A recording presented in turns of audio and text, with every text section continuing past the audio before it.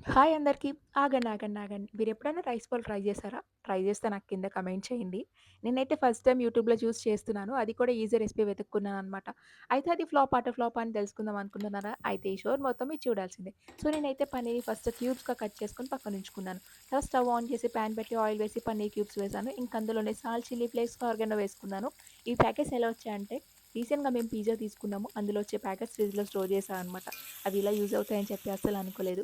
Paneer brown colour వచ్చే వరకు toast చేసుకొని పక్కనుంచుకోవాలి. ఇంకా అదే ప్యాన్‌లో ఆయిల్ వేసి వెజ్జీస్ కూడా వేసుకోవాలి. ఒక 5 మినిట్స్ అలా సాట్ చేసుకొని పక్కనుంచుకోవాలి. వెజ్జీస్‌లో మీరు క్యాప్సికమ్, బ్రొకోలీ కూడా ఏసుకోవచ్చు. మా దగ్గర అవే ఉన్నాయి కాబట్టి అవే యాడ్ చేశాను.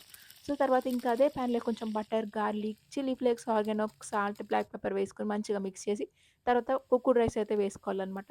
దాని తర్వాత చాప్ చేసుకున్న కొరియండర్ కూడా వేసుకొని ఇంకా మిక్స్ చేసుకొని పక్కనుంచుకోవడమే. ఫ్లేవర్డ్ రైస్ అనేది రెడీ అయిపోయింది. సో, దీని టేస్ట్ మనం డబల్ చేయడానికి మనము ఒక థిక్ గ్రేవీ అనేది చేసుకోవాలి. సో, థిక్ గ్రేవీ కావాలి అంటే వైట్ సాస్ చేస్తారు.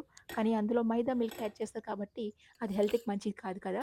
అందుకే నేను యమదాచి చేస్తున్నా. యమదాచి అంటే భూటాన్ ఫేమస్ డిష్ అనమాట.